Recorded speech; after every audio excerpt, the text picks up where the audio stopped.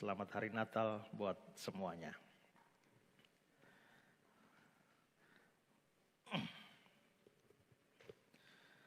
Hari ini kita akan belajar firman Tuhan di bawah suatu tema yang saya angkat, Bethlehem yang beruntung, Bethlehem yang malang. Bethlehem yang beruntung, Bethlehem yang malang. Kalau ada tempat di Israel yang banyak disebutkan atau diingat orang, terutama pada saat Natal seperti ini, adalah Bethlehem. Karena apa? Ya karena Yesus Sang Juru Selamat, bayi Natal itu dilahirkan di tempat yang bernama Bethlehem. Yesus lahir di Bethlehem. Yesus lahir di Bethlehem. Bethlehem yang mana? Menurut Matius 2 ayat 5 dan 6, mereka berkata kepadanya, di Bethlehem di tanah Yudea. Kenapa disebut Bethlehem di tanah Yudea? Karena pada waktu itu bangsa Israel pun sedang ditawan, bukan ditawan tapi ditaklukkan oleh bangsa Romawi. Seperti saya jelaskan sebelumnya, dan karenanya seluruh wilayah Israel itu hanya jadi satu provinsi, dijadikan provinsi namanya Provinsi Yudea. Ya, nah kalau waktu zaman Perjanjian Lama Israel semua satu kerajaan, tapi begitu ditaklukkan ya hanya provinsi di bawah Roma. Begitu juga sebelumnya Syria itu satu kerajaan, tapi setelah ditaklukkan Roma hanya jadi satu provinsi. Maka di sini dikatakan di Bethlehem di tanah Yudea, itu maksudnya salah satu provinsi di bawah Romawi. Karena demikianlah ada tertulis dalam kitab Nabi, dan engkau Bethlehem tanah Yehuda. Tadi di ayat 5, kembali ke teks tadi, ya di ayat 5 dibilang Bethlehem di tanah Yudea. Kenapa? Karena itu diucapkan pada waktu zaman Perjanjian Baru, di mana itu provinsi. Tapi begitu dikutip, dikatakan demikianlah ada tertulis, itu berarti kutipan dari Perjanjian Lama. Begitu kutipan dari Perjanjian Lama, dia bilang, dan engkau Bethlehem bukan tanah Yudea, tapi tanah Yehuda. Kenapa? Karena dalam zaman Perjanjian Lama bukan provinsi, itu masih kerajaan, ya. Dan itu di Bethlehem di tanah Yehuda, karena Bethlehem termasuk di dalam wilayah Yehuda, suku Yehuda, hasil pembagian tanah Kanaan oleh Yosua. Ya, seluruh suku itu kan dapat tanah, kecuali suku Lewi. Nah, waktu pembagian itu Bethlehem ini itu ada di wilayah suku Yehuda. Karena itulah maka dalam kitab Mika itu dibilang bahwa di tanah Yehuda. Nah, jadi Yesus lahir di Bethlehem. Bethlehem yang mana? Bethlehem di tanah Yudea, Bethlehem di tanah Yehuda. Nama lain dari Bethlehem ini adalah Efrata. Ya, makanya di Mika 5 ayat 1 dibilang, tetapi engkau hai Bethlehem Efrata. Tidak usah dibingungkan dengan itu. Ada orang bilang, Pak Pendeta, Yesus lahir itu di Bethlehem atau di Efrata? Ya, Efrata itu sebutan lain untuk Bethlehem sebenarnya. Lihat Kejadian 35 ayat 19. Demikianlah Rahel mati, lalu ia dikuburkan di sisi jalan ke Efrata, yaitu Bethlehem. Jalan ke Efrata, yaitu Bethlehem. Atau Rut pasal 4 ayat 11. Biarlah engkau menjadi makmur di Efrata, biarlah namamu termasyur di Bethlehem. Jadi Efrata itu adalah sebutan yang lain saja untuk Bethlehem. Jadi di mana Yesus dilahirkan? Di Bethlehem. Bethlehem yang mana? Bethlehem di tanah Yudea, di tanah Yehuda, atau Bethlehem Efrata. Nah, mengapa ini perlu dijelaskan? Karena sebenarnya Bethlehem itu ada dua. Tadi saya jelaskan bahwa pada waktu menduduki tanah Kanaan, Yosua membagi seluruh wilayah itu menjadi dibagikan kepada 11 suku Israel. Dan untuk suku Yehuda, Bethlehem masuk di sana. Tapi ternyata di tanahnya suku Sebulon itu ada Bethlehem juga. Itu Bethlehem Sebulon. Sedangkan Bethlehem tempat Yesus lahir itu adalah Bethlehem Yehuda. Di tanah Yehuda. Nah, coba kita melihat Yosua 19 ayat 10-16. Undian yang ketiga pun keluarlah bagi Bani Sebulon. Jadi untuk bagi-bagi tanah itu pakai undian. Menurut kaum-kaum mereka, batas milik pusaka mereka sampai ke Sarit. Ke sebelah barat batas mereka itu naik ke Marala, menyinggung Debeset, kemudian menyinggung sungai yang mengalir lewat Yokneam. Kemudian batas itu membelok mengelilinginya di sebelah utara Hanaton dan berakhir di lembah Yiftah-El. Lagi Katat, Nahalal, Simron, Yidalah, dan Bethlehem. 12 kota dengan desa-desanya, itulah milik pusaka Bani Sebulon. Menurut kaum-kaum kota-kota dengan desa-desanya. Berarti Bethlehem itu di tanah Sebulon. Sedangkan Bethlehem tempat Yesus lahir itu adalah Bethlehem di tanah Yehuda. Berarti memang ada dua Bethlehem. Nah, ini yang jarang diketahui oleh orang. Karena itulah Yesus lahir di Bethlehem. Bethlehem yang mana? Perlu dijelaskan keterangan lebih lanjut. Bethlehem Efrata, Bethlehem di tanah Yehuda, atau Bethlehem di tanah Yudea. Itulah tempat Yesus lahir. Bethlehem dari dua kata. Bet itu artinya rumah.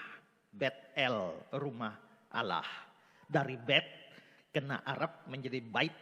Jadi Bet-el menjadi bait dalam bahasa Arab. El itu Allah, ullah, maka dalam bahasa Arab disebut Baitullah. Dari Baitullah, Baitul Rahman. Ya, dari Baitullah itu sama dengan Bet-el. Bet itu rumah. Sedangkan lehem itu artinya roti. Jadi Bethlehem artinya rumah roti. Berikanlah kami pada hari ini makanan kami yang secukupnya. Itu bahasa Yunani artos, setara dengan lehem. Berilah makanan, padahal harusnya berilah roti harian kami. Nah, mengapa wilayah itu atau kota itu diberi nama Bethlehem? Ya, karena rumah roti, Peter Walker bilang begini, tempat itu menjadi persinggahan untuk menyambung perbekalan dalam perjalanan. Tempat ini memang dikelilingi oleh ladang gandum dan tanah yang bagus untuk ditanami. Ya, jadi karena ada banyak gandum di sana, maka menjadi tempat persinggahan orang-orang yang sementara kafilah-kafilah atau pejalan-pejalan kaki dalam perjalanan panjang mampir di sana, isi perbekalan baru lanjut. Makanya disebut sebagai rumah roti Bethlehem. Ya, itu punya arti begitu. Fatu veto, fatu itu batu, veto itu nona. Jadi fatu veto itu artinya nona yang telah menjadi batu. Ya. Fatu besi. Ya, pokoknya semua yang fatu itu artinya dari batu. Semua yang oe itu kan dari air. Ya, oe bah, itu air bah. Ya. Nah, kota Bethlehem atau kampung Bethlehem ini dalam Alkitab itu dihubungkan dengan sejumlah tokoh dan tokoh penting. Itu dihubungkan dengan Rahel. Kenapa? Istri Yakub, karena di sanalah Rahel dikuburkan. Kejadian 35:19. Demikianlah Rahel mati, lalu ia dikuburkan di sisi jalan ke Efrata, yaitu Bethlehem. Dari Bethlehem jugalah atau di Bethlehemlah Rut yang adalah nenek moyang dari Daud itu tinggal di sana. Rut 1 ayat 19. Dan berjalanlah keduanya sampai keduanya adalah Naomi dan Ruth. Berjalanlah keduanya sampai mereka tiba di Bethlehem. Ketika mereka masuk ke Bethlehem, gemparlah seluruh kota itu karena mereka. Karena Elimelek dengan dua anaknya Kilion Mahlon pergi ke Moab. Sampai di sana Elimelek mati, Kilion mati. Lalu pulanglah Naomi. Dengan limpah aku pun pergi, dengan hampa aku kembali. Jangan panggil aku Naomi, kasihan hanyalah si marah namaku. Itu lagu sekolah minggu begitu. Gemparlah, tapi mereka pulang ke mana? Pulang ke kampung halaman mereka, yaitu Bethlehem. Ya, dan Ruth Boas itu nenek moyangnya Raja Daud. Dan karenanya Raja Daud juga lahir di Bethlehem. 1 Samuel 17 ayat 12. Daud adalah seorang dari Efrata, dari Bethlehem Yehuda. Daud dari sana. Jadi Bethlehem dikaitkan dengan Rahel, dikaitkan dengan Ruth, dikaitkan juga dengan Raja Daud. Tapi kota ini lebih dikenal di dunia karena Yesus Kristus lahir di sana sesuai nubuatan Nabi Mika yang kita dengarkan tadi di Nats Pembimbing. Nah, hari ini saya bicara tentang Bethlehem.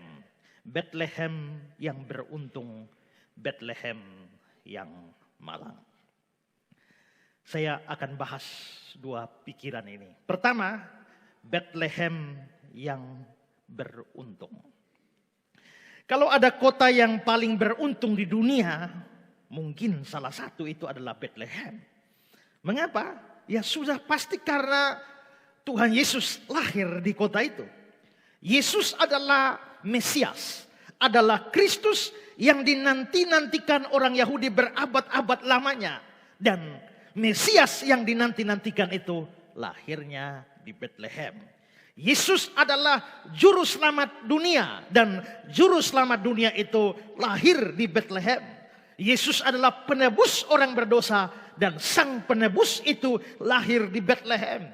Yesus adalah Raja Damai dan Raja Damai itu lahir di Bethlehem. Yesus adalah manusia inkarnasi Allah dan manusia inkarnasi Allah itu lahirnya di Bethlehem. Bayangkan kebesaran Yesus membuat ketika dia lahir di Bethlehem, maka itu adalah sesuatu yang memberikan nilai lebih kepada Bethlehem. Tidakkah itu adalah sebuah kebanggaan atau keuntungan bagi Bethlehem karena orang sebesar Yesus, Mesias yang dinantikan itu, sang penebus orang berdosa, Raja Damai, Allah yang jelma jadi manusia, Gembala yang baik itu, Imam besar agung kita, lahirnya di sana. Di dunia ini ada orang-orang besar yang kebesaran atau ketenaran atau kepopuleran mereka itu mengangkat nama asal atau kelahiran mereka. Alexander Agung begitu besar sehingga karena Alexander Agung Yunani menjadi terkenal. Kaisar Agustus adalah orang besar sehingga melalui Kaisar Agustuslah Romawi dipandang sebagai sebuah imperium yang besar di dunia ini. Maradona dan Lionel Messi mungkin membuat Argentina terkenal seperti Ronaldo bikin Portugal terkenal atau Pele bikin Brasil terkenal. Bahkan beberapa orang karena ketenaran mereka menggandengkan nama kampung atau asal atau negara mereka di balik nama diri mereka. Kita mengenal ada seorang filsuf yang namanya Philo of Alexandria, artinya Philo dari Alexandria. Alexandria itu adalah nama lain dari Iskandaria di Mesir. Nah, Philo orang hebat, filsuf hebat. Nah, dia berasal dari Alexandria, maka dia menggandeng supaya Alexandria itu mempunyai nilai di dunia. Philo menggandengnya menjadi Philo of Alexandria.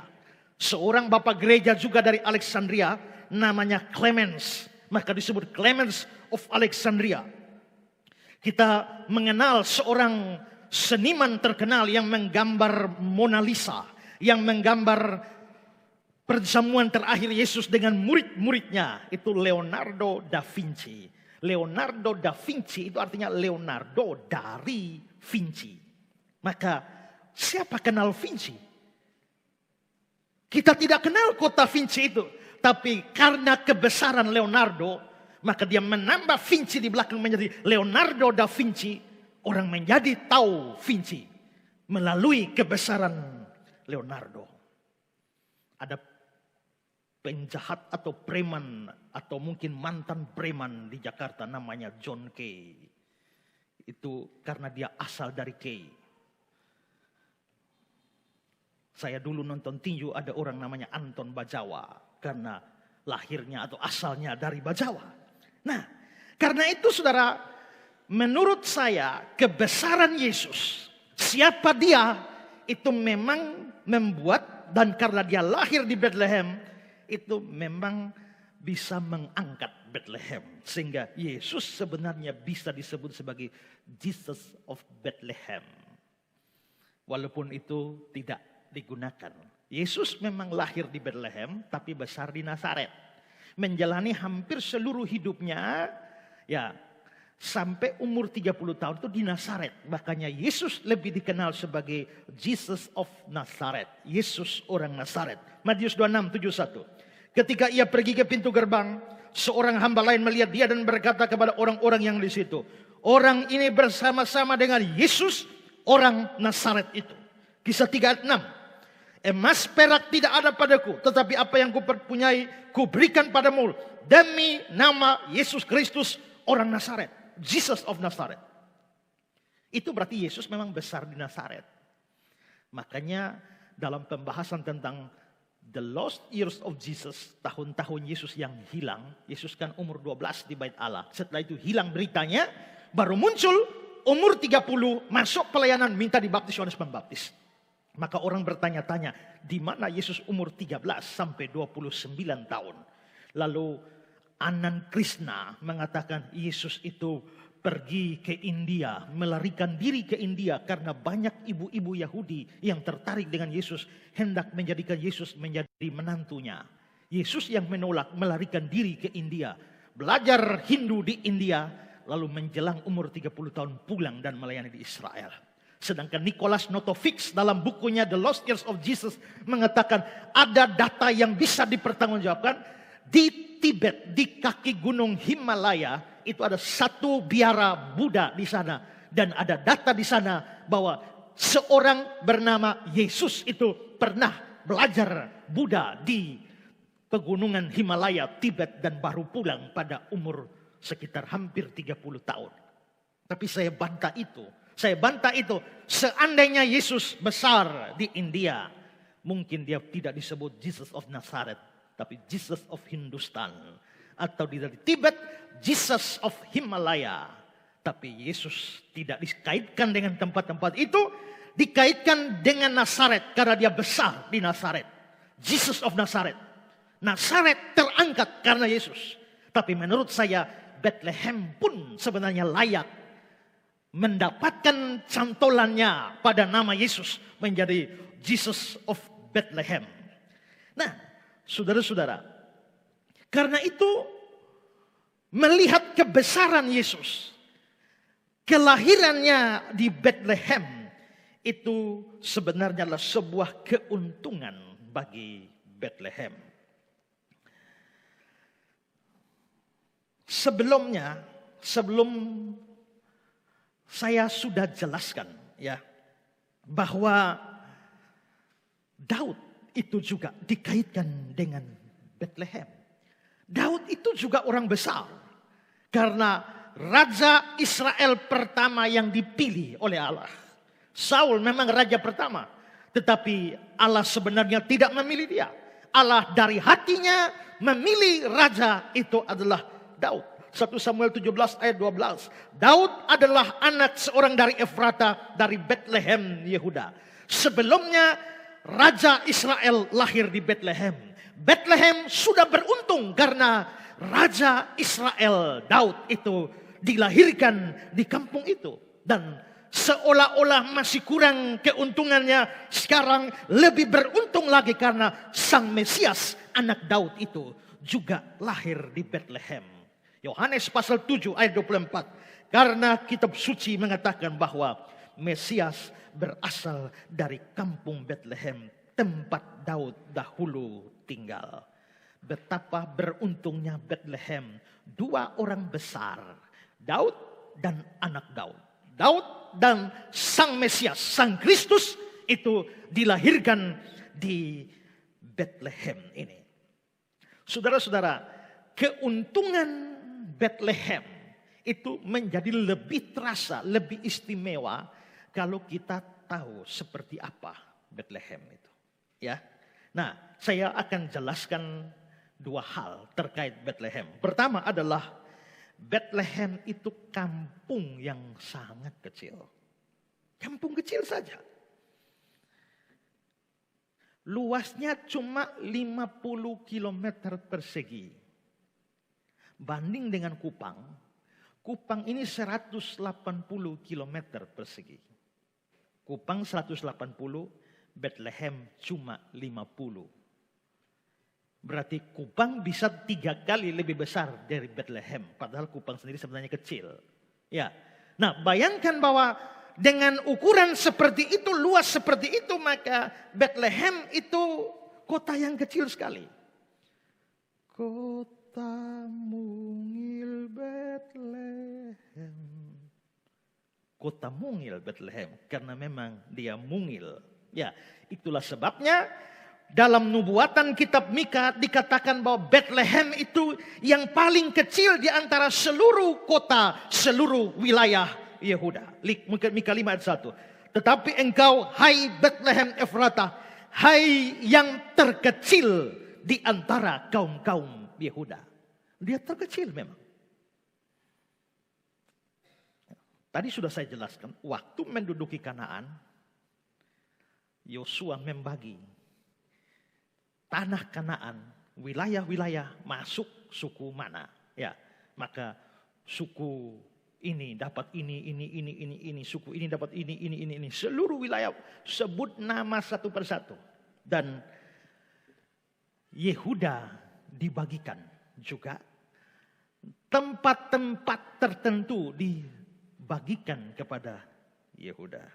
Sekarang lihat Yosua 15. Kota-kota suku Bani Yehuda. Berarti inilah kota-kota Yehuda. Tetap di situ. Ya. Nah, sekarang mari kita lihat. Saya tidak usah baca. Saudara lihat di situ. Sampai ayat 25. Ada Bethlehem.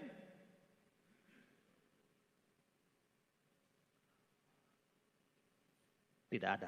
Next. Lihat lagi sampai ayat 32. Ada Bethlehem? Tidak ada. Next. Sampai ayat 36. Ada Bethlehem? Tidak ada. Next. Sampai ayat 42. Ada Bethlehem? Tidak ada. Next. Sampai ayat 47. Ada Bethlehem? Tidak ada juga. Next. Sampai ayat 50. Ada Bethlehem? Tidak ada. Next. Sampai 55. Ada Bethlehem? Tidak ada. Next. Sampai 60. Ada Bethlehem? Tidak ada. Next. Sampai terakhir. Ada Bethlehem? Tidak ada. Itulah daftar kota-kota Yehuda. Dan disebutkan begitu banyak kota. Tapi Bethlehem tidak masuk. Tidak disebut di sana. Kenapa? Apakah Bethlehem tidak termasuk? Tidak. Termasuk. Karena dibilang Bethlehem tanah Yehuda. Berarti Bethlehem masuk. Tapi kenapa tidak masuk dalam daftar? Terlalu kecil untuk dimasukkan dalam daftar. Terlalu mungil untuk disebutkan. Karena itu tak perlu disebutkan. Biarpun termasuk, tak perlu disebutkan. Itu berarti bahwa memang Bethlehem bukan apa-apa. Wilayah yang terlalu kecil. Nanti juga kalau saudara baca di dalam Nehemia pasal 11 ayat 25 sampai 30. Kembali lagi daftar tempat-tempat Yehuda disinggung di sana. Dan muncul begitu banyak nama tempat. Dan Bethlehem tidak disebutkan pula di sana. Jadi rupanya Bethlehem tidak masuk dalam hitungan. Betul-betul kampung yang sangat kecil. Kedua, penduduk Bethlehem sangat sedikit. Karena wilayahnya kecil, ya otomatis penduduknya sedikit. Tapi lihat Mika 5 ayat 1. Tetapi engkau hai Bethlehem Efrata, hai yang terkecil di antara kaum-kaum Yehuda. Di sini Alkitab Indonesia bilang yang terkecil di antara kaum-kaum Yehuda. Sebenarnya terjemahan yang harfiah itu bilang di antara ribuan. Engkau yang terkecil di antara ribuan Yehuda. Maka terjemahan lama bilang begini. Maka engkau hai Bethlehem Efrata, jikalau kecil engkau di antara beribu-ribu negeri Yehuda sekalipun. Beribu-ribu negeri Yehuda. Ini sebenarnya bukan negeri Yehuda ada ribuan. Tidak. Tadi kita lihat daftarnya kan cuma tidak sampai ribuan kan. Ya. Jadi bukan berarti kota-kota Yehuda sampai ribuan. Tidak. Kalau begitu apa maksudnya? Engkau yang terkecil di antara ribuan Yehuda. Begini. Pada waktu Yosua membagi seluruh wilayah. Yosua demi tertata rapih dalam urusan terhadap orang Israel. Yosua mengadopsi teknik yang dilakukan oleh Musa atas saran mertuanya Yetro. Nah, apa yang dilakukan oleh Musa? Lihat Keluaran 18 ayat 25. Dari seluruh orang Israel, Musa memilih orang-orang cakap dan mengangkat mereka menjadi kepala atas bangsa itu, menjadi pemimpin 1000 orang, pemimpin 100 orang, pemimpin 50 orang, dan pemimpin 10 orang. Yang pemimpin paling tinggi adalah pemimpin 1000 orang. Maka Yosua mengadopsi ini sehingga setelah Israel dibagi-bagi seluruh wilayah, maka tetap dihitung setiap 1000 orang ada pemimpinnya. Nah, maka kalau wilayahnya besar, penduduknya kira-kira 10.000 orang, maka di dalam wilayah itu ada 10 pemimpin. 1 orang pimpin 1000. Begitu. Seluruh wilayah Kanaan, Israel dibagi seperti itu. Pemimpin 1000-nya ada banyak. Tapi rupanya Bethlehem terlalu kecil. Penduduknya terlalu sedikit. Sehingga tidak mencapai 1000 orang. Sehingga tidak ada pemimpin 1000 di situ. Mungkin ada pemimpin yang kecil-kecil itu. Ya. Tapi pemimpin paling tinggi, pemimpin 1000 tidak ada di Bethlehem. Supaya bisa menggenapi 1000, maka Bethlehem itu harus digabung dengan wilayah-wilayah sekitarnya. Supaya menjadi 1000, baru 1 pemimpin. Karena itu, dibandingkan dengan ribuan suku atau orang-orang Yehuda dengan masing-masing pemimpin 1000, maka Bethlehem tidak layak untuk itu. Bethlehem tidak masuk hitungan. Tidak ada pemimpin seperti itu di Bethlehem. Dan ini menunjukkan bahwa dari sisi luas sudah kecil sekali. Tidak masuk hitungan, tidak masuk daftar. Dari sisi jumlah penduduk terlalu sedikit untuk diklasifikasikan berdasarkan sistem yang dibuat oleh Musa dan Yosua. Dengan kata lain, Bethlehem memang terlalu atau tidak ada apa-apanya untuk diperbandingkan dengan tempat lain. Jameson, Fawcett, and Brown. Kota itu kecil tidak berarti dalam ukuran dan jumlah penduduk. Sehingga dalam Yosua 15 ayat 21 dan seterusnya, kota itu tidak disebutkan di antara kota-kota dari Yehuda. Juga tidak ada dalam daftar Nehemia 11 ayat 25 dan seterusnya. Di bawah Rehabeam ia menjadi sebuah kota. Rehabeam yang bangun kampung itu menjadi kota. Tapi tetap kecil. Henry, itu adalah kecil di antara ribuan dari Yehuda. Bukan sesuatu yang penting baik dari jumlah penduduk ataupun dari gambaran yang mereka buat. Kota itu tidak mempunyai apapun di dalamnya yang layak untuk mendapatkan kehormatan ini diberikan kepadanya. Albert Barnes. Tempat-tempat yang terlalu kecil untuk membentuk kelompok 1000 sendirian disatukan dengan yang lain untuk membentuk jumlah itu. Bethlehem begitu rendah sehingga tidak termasuk di antara kepemilikan Yehuda.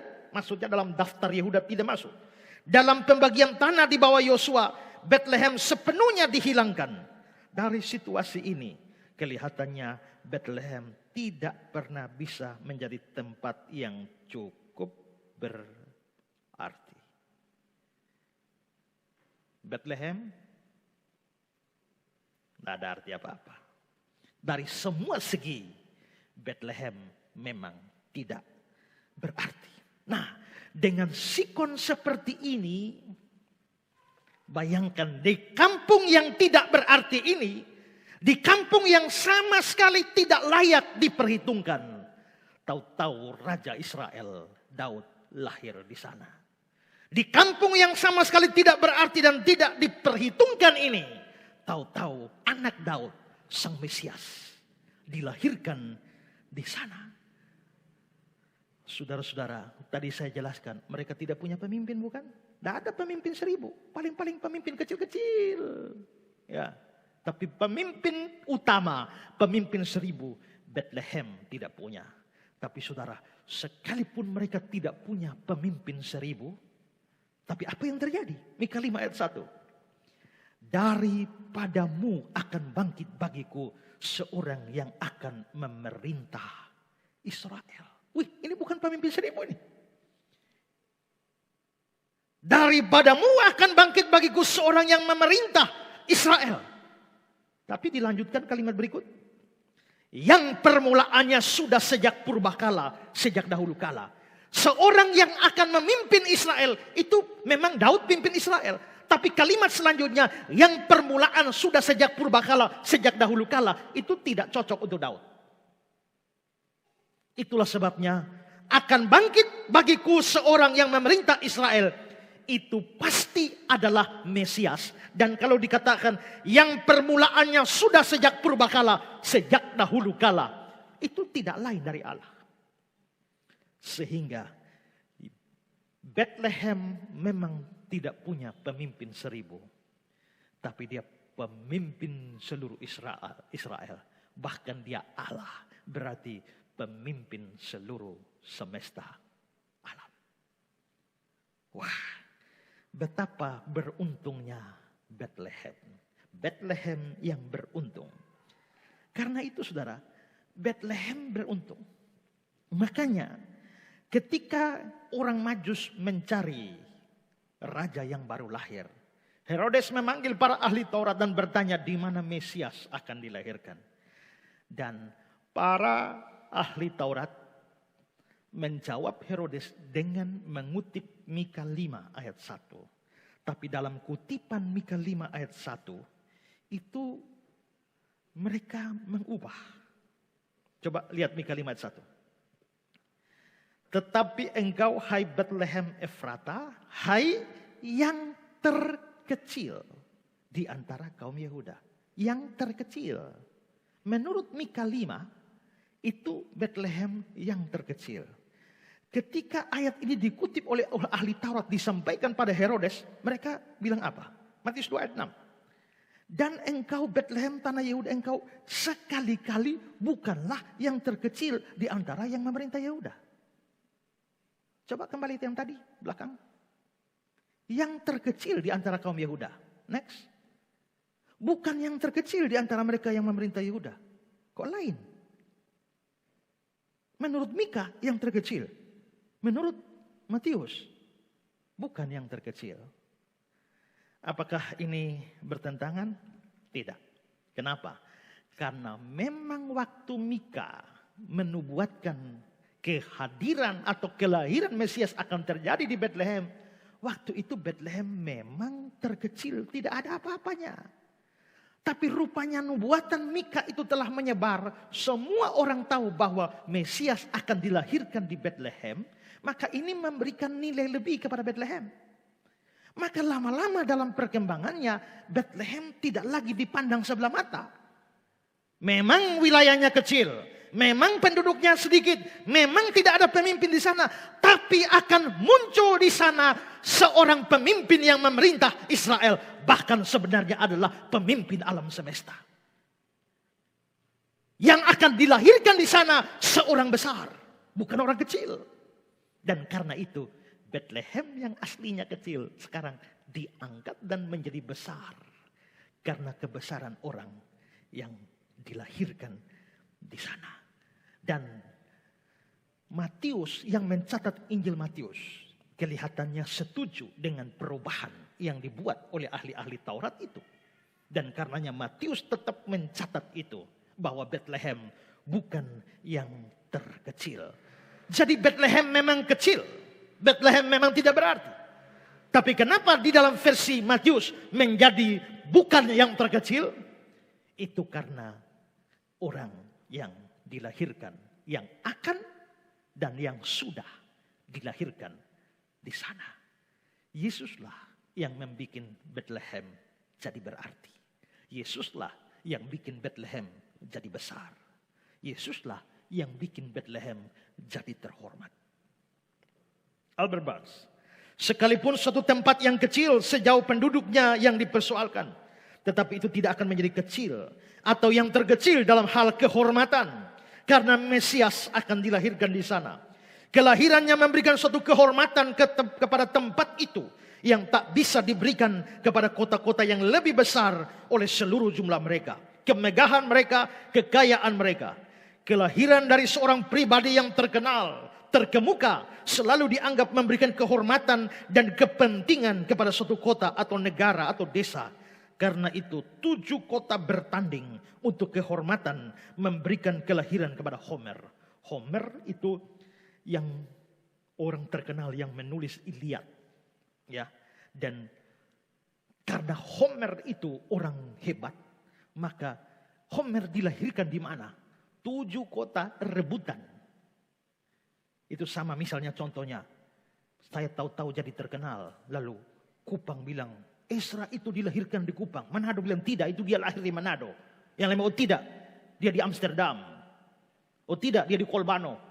Ya, mereka merebut saya. Kenapa? Karena saya orang besar, orang terkenal. Maka ketenaran saya bisa mengangkat Kolbano menjadi lebih terkenal. Menjadi dikenal. Jadi rebutan. Nah begitu juga dengan Homer. Ya. 7 kota bertanding untuk kehormatan. Memberikan kelahiran kepada Homer. Stratford di Avon dibedakan sebagai tempat kelahiran Shakespeare. Dan Korsika sebagai tempat kelahiran Napoleon. Kenapa? Karena orang seperti Napoleon Bonaparte. Orang seperti William Shakespeare. Orang seperti Homer. Itu orang-orang hebat yang akhirnya kehebatan mereka, kebesaran mereka. Itu mengangkat tempat di mana dilahirkan. Matthew Paul. Mika mengatakan kota itu yang terkecil. Matius mengatakan itu bukan yang terkecil. Di sini tidak ada kontradiksi. Mengingat Bethlehem sendiri itu hanyalah kota kecil. Tapi dalam hal-hal lain itu bukan yang terkecil. Sang Nabi menyebutnya yang terkecil berkenaan dengan keadaannya pada zamannya. Sang penginjil menyebutnya bukan yang terkecil berkenaan dengan keadaannya pada saat itu. Keadaannya dibesarkan oleh kelahiran Kristus. Jadi Bethlehem sangat beruntung. Kota kecil itu dibesarkan oleh orang yang lahir di dalamnya. Dan benar, sampai hari ini seluruh dunia kenal Bethlehem. Hai mari berhimpun dan bersukaria, turut semua ke Bethlehem. Biarpun tidak pernah ke Bethlehem, minimal pernah nyanyi. Ya kan? Turut semua ke Bethlehem. Kota mungil Bethlehem, betapa kau senyap. Maaf, suara saya cuma begini aja. Dulu waktu kecil sempat jatuh dari pohon kom. Ya. Padahal aslinya suara saya seperti Neni tadi itu ya. Hanya karena jatuh dari pohon kom itu jadi begini. Ya. Nah, jadi kenapa? Ya, orang di mana-mana bikin Bethlehem. Makanya ada gereja ya di pelosok sana tapi namanya Bethlehem. Kan di mana-mana orang pakai Bethlehem. Bethlehem menjadi mendunia. Tidak ada apa-apa di kota itu yang bisa bikin mereka mendunia. Tapi Kristuslah yang memberikan kehormatan kepada Bethlehem. Knox Chamberlain. Antara Mika menulis nubuat itu dan pengutipannya oleh Matius ada kelahiran raja dari keturunan Daud. Karena kedatangannya Bethlehem telah berhenti menjadi yang paling tidak berarti di antara kaum-kaum Yehuda. Sebaliknya sekarang dia menjadi yang terbesar. Henry. Kristus memberikan kehormatan kepada tempat kelahirannya dan bukan mendapatkan kehormatan di tempat kelahirannya itu. Bukan Bethlehem yang bikin Yesus terkenal. Yesus yang bikin Bethlehem terkenal. Sekalipun engkau kecil, tetapi ini akan membuat engkau besar. Dan sebagaimana Santo Matius membacanya, engkau bukanlah yang terkecil di antara pangeran-pangeran Yehuda. Tetapi karena hal itu adalah sungguh-sungguh terhormat di atas yang lain. Wah, Bethlehem yang beruntung. Apa yang kita bisa pelajari dari ini?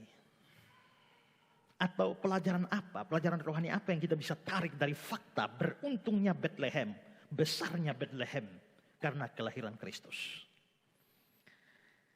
Saya pikir pelajarannya adalah bahwa Allah memang biasanya seringkali atau Allah suka memilih yang kecil, yang tidak berarti untuk meniadakan, untuk mengaburkan, untuk mempermalukan yang besar dan yang berarti. Bukankah Allah lebih memilih Daud, si bungsu yang masih muda dan sederhana itu, dan bukan kakak-kakaknya untuk diurapi menjadi raja Israel? Ketika Samuel datang ke Bethlehem menghadap Isai, memilih anak-anaknya untuk menjadi raja Israel, diurapi menjadi raja Israel. Isai mempersiapkan seluruh anaknya, tapi satu persatu Samuel lihat roh Tuhan bilang tidak. Lalu, masih adakah anakmu? Kan Tuhan jelas bilang anak Isai. Sekarang semua sudah lewat, tidak ada satu pun dipilih oleh Tuhan. Masih adakah? Inikah anakmu semuanya? Tidak, masih ada satu. Di mana? Dia sedang gembalakan kambing domba di padang. Loh, kenapa? Kenapa sudah dibilang seluruh anak Isai? Kenapa seluruh anak ada? Daud tidak ada. Kelihatannya Daud tidak diperhitungkan. Ini pasti untuk pilih raja, ini pasti kakak-kakak seperti Eliab yang badannya bagus, ya berwibawa. Kalau Daud mau pilih raja, semua siap ya mau pilih raja. Daud, lu urus kambing domba di sana. Jadi mungkin semua lagi ikut suksesi Raja Israel, Daud. Aku ini si gembala domba, ya. Asik dia dengan dombanya, tapi panggil dia. Begitu dia datang, inilah dia, bangkitlah, bangunlah, urapilah dia. Daud tidak diperhitungkan. Tapi itulah kelihatannya Allah memang suka begitu.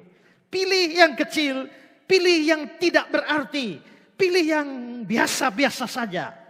Untuk mengalahkan, untuk mempermalukan yang besar dan dianggap berarti. Goliat yang besar menghina segenap bala tentara Israel. Di manakah seluruh pahlawan Israel? Di manakah Eliab? Di manakah panglima-panglima Raja Saul? semua ciut. Tapi untuk menumbangkan Goliat yang menghina barisan tentara Israel, Allah pakai si kecil yang tidak berarti itu. Lagi-lagi Daud. Pakai pakaian perang, mau bergerak begini, berat ini susah ini ya. Mau pakai pedang, angkat pedang saja tidak mampu. Tapi itulah Allah suka menggunakan hal-hal kecil.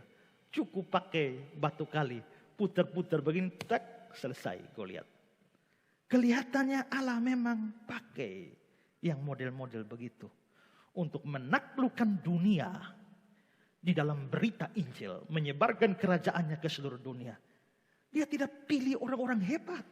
Yang dia pilih cuma nelayan-nelayan Galilea yang pendidikan pas-pasan.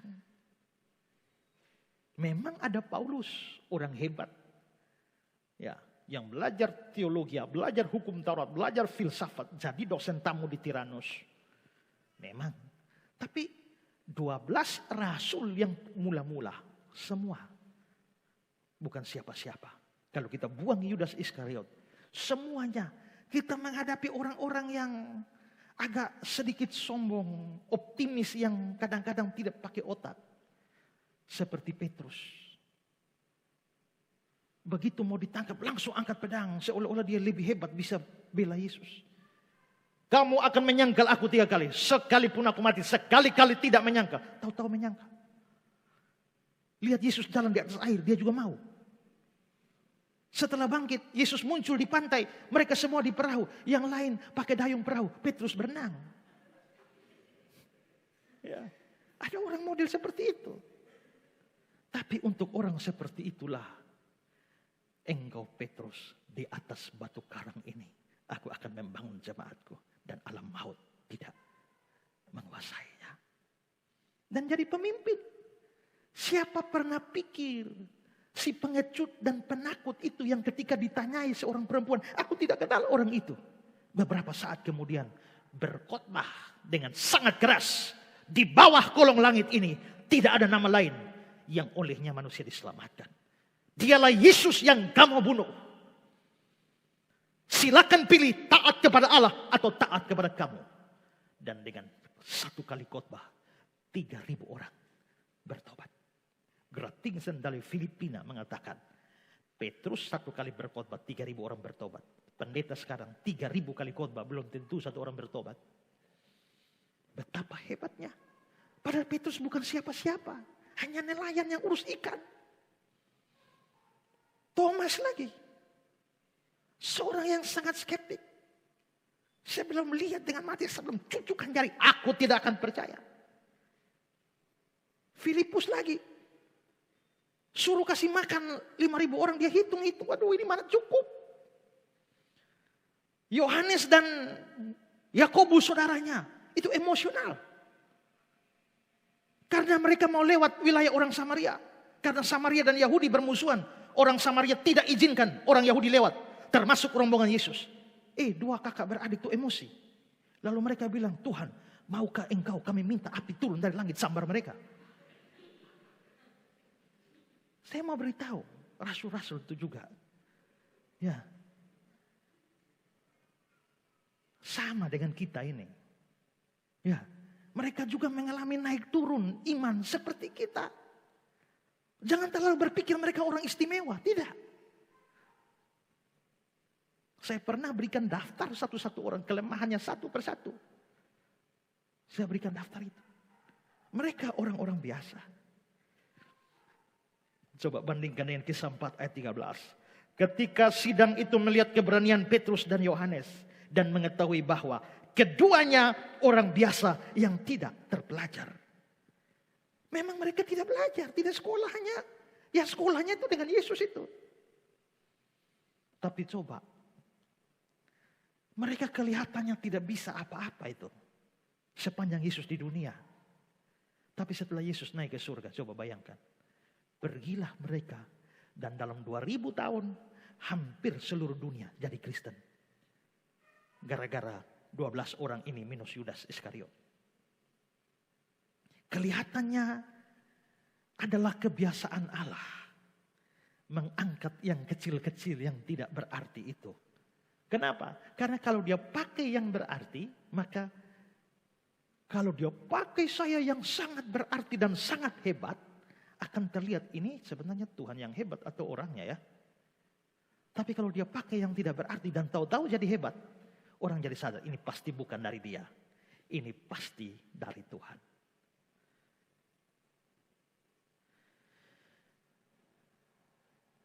Demikianlah cara Allah bekerja. Memakai yang kecil seperti Bethlehem untuk menaklukkan seluruh kota yang dianggap besar di dunia. 1 Korintus 1, 18-20. Sebab pemberitaan tentang salib memang adalah kebodohan bagi mereka yang akan binasa. Tetapi bagi yang diselamatkan, pemberitaan itu adalah kekuatan Allah. Karena ada tertulis, aku akan membinasakan hikmat orang-orang berhikmat. Dan kearifan orang-orang bijak akan kulenyapkan. Di manakah orang berhikmat? Di mana ahli Taurat? Di manakah pembantah dari dunia ini? Bukankah Allah telah membuat hikmat dunia ini menjadi kebodohan? Ayat 25-29. Sebab yang bodoh dari Allah lebih besar hikmatnya daripada manusia. Dan yang lemah dari Allah lebih kuat daripada manusia. Ingat saja saudara-saudara, bagaimana keadaan kamu ketika kamu dipanggil. Menurut ukuran manusia, tidak banyak orang yang bijak. Tidak banyak orang yang berpengaruh. Tidak banyak orang yang terpandang. Tetapi apa yang bodoh bagi dunia dipilih Allah untuk memalukan orang-orang berhikmat. Dan apa yang lemah bagi dunia dipilih Allah untuk memalukan apa yang kuat. Dan apa yang tidak terpandang dan yang hina bagi dunia dipilih Allah. Bahkan apa yang tidak berarti dipilih Allah untuk menyedahkan yang berarti. Supaya jangan ada seorang manusia pun yang memegahkan diri di hadapan Allah. Allah memilih orang-orang tak berarti untuk pekerjaan yang berarti. James Fawcett and Brown. Allah memilih hal-hal kecil dari dunia untuk memudarkan kemuliaan dari hal-hal dunia yang terbesar. Keadaan yang rendah dari garis keturunan Daud pada waktu Mesias dilahirkan juga ditunjukkan secara implisit di sini. Karena itu saudara, kalau saudara bukan orang pandai, bukan orang hebat, bukan orang terkenal, bukan orang yang memiliki seluruh kemampuan di dunia ini, jangan rendah diri, jangan putus asa seolah-olah Tuhan tidak bisa pakai kamu. Sepanjang kita sungguh-sungguh dengan hati yang tulus, Tuhan dapat memakai kita menjadi alat di dalam tangannya. Asal kita serahkan diri untuk dipakai. Ingat, kita bukan kita memakai Allah. Allah memakai kita.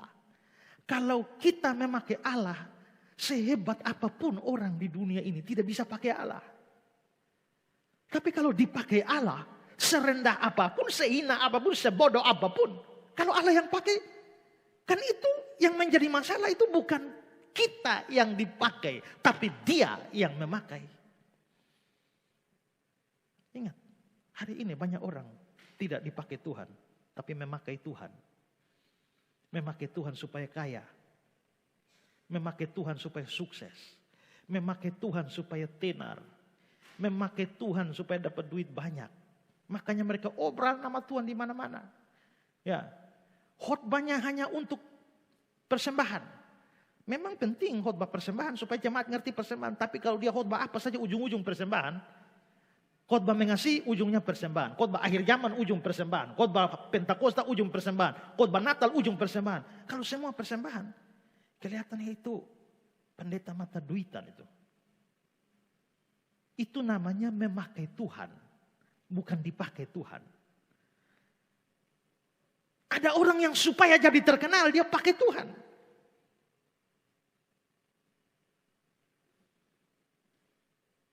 Habis pelayanan di mana pengumuman satu dunia, lalu menjadi populer. Itu namanya memakai Tuhan. Jadi kalau memakai Tuhan ya artinya kehebatan dia yang ditonjolkan. Tapi kalau dipakai Tuhan, kan kehebatan Tuhan yang menonjol di situ. Yang dipakai tidak terlalu berarti, bahkan tidak berarti. Tapi tergantung yang memakai.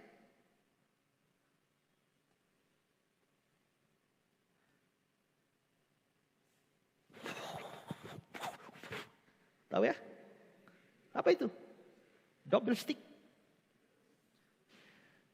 Coba, saya pernah main itu. Pak. Aduh, hancur sendiri kepala saya. Kenapa?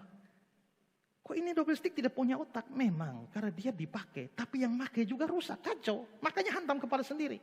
Tapi coba, kalau Bruce Lee yang pakai. Ya? Tak usah double stick. Kalau kita ikat pinggang ya di sini saja. Tapi sampai kena Bruce Lee, atau misalnya Jet Li, atau misalnya Ip Man, kalau dia lepas ikat pinggang, itu jadi senjata mematikan. Kalau begitu sebenarnya bukan masalah ikat pinggangnya, tapi siapa yang gunakan. Bukan masalah double stick, tapi siapa yang gunakan. Baju saja, kita tahu baju hanya untuk dipakai. Tapi ternyata baju bisa jadi senjata, tergantung siapa memakai kan.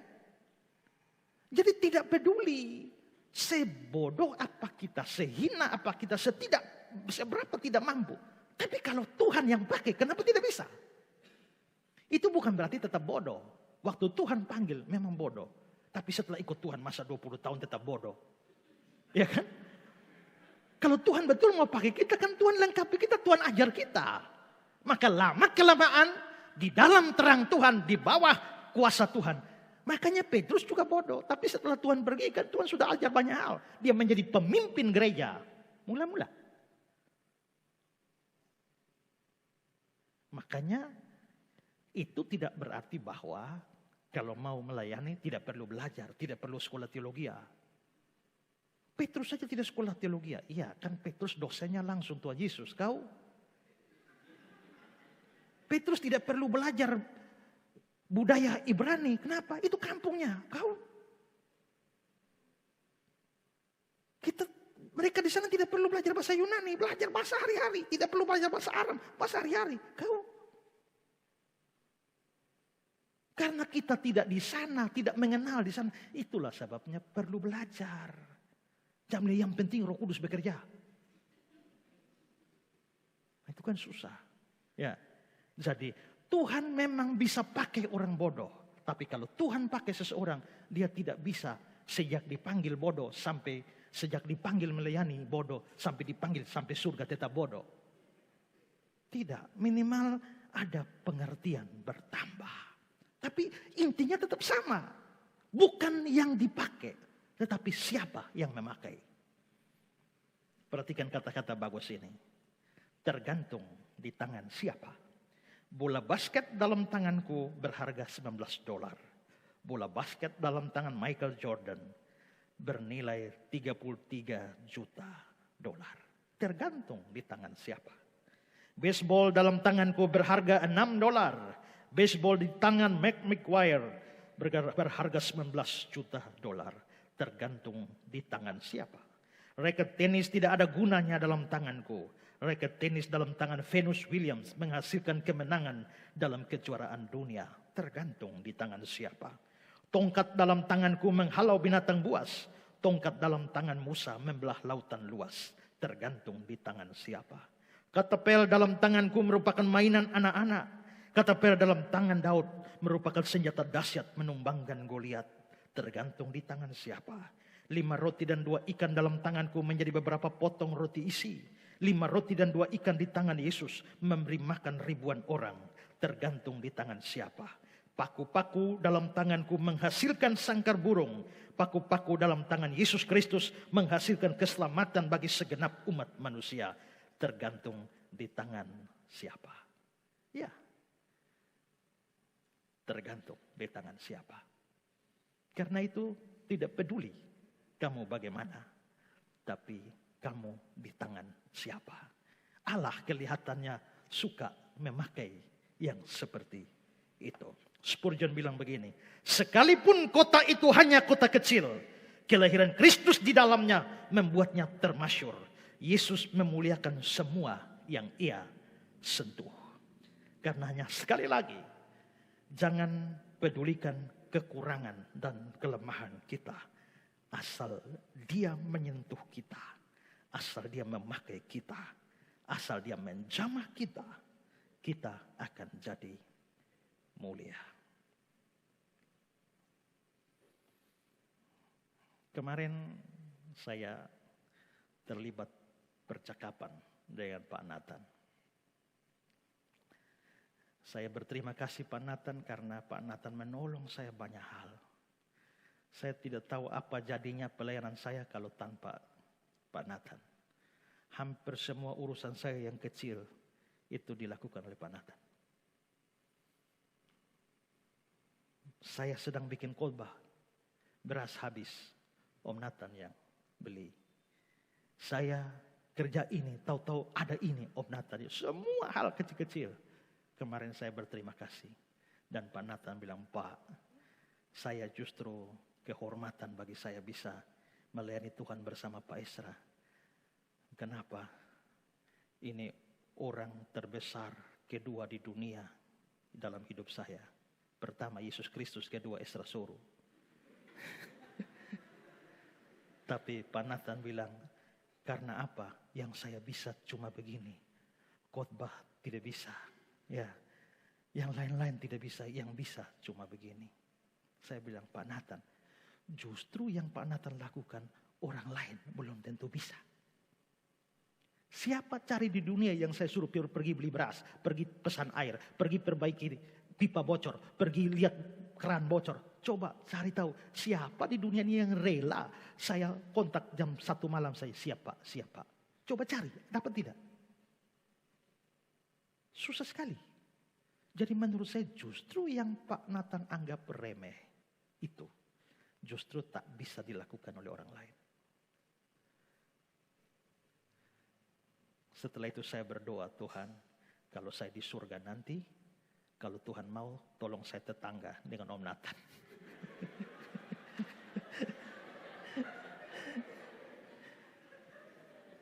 Ya. Pak Nathan mungkin anggap, saya orang terbesar nomor 2 di dalam hidupnya. Apa yang Pak Nathan lakukan hal-hal remeh. Tapi saudara bayangkan, kalau Pak Nathan tidak ada, saya tidak bisa konsentrasi dalam urus banyak pelayanan, termasuk bikin khotbah. Dan saudara semua rugi. Kalau saya tidak siap dengan baik. Artinya, lepas dari semua pekerjaan remeh yang dia lakukan, menurut saya, dia orang besar. Bukan apa yang kita kerjakan, tapi siapa yang memakai kita. Henry, suatu hubungan dengan Kristus akan membesarkan mereka yang kecil di dunia ini. Itulah cara Allah. Oh Bethlehem, beruntunglah, untungmu besar. Karena itu semangat pelayanan.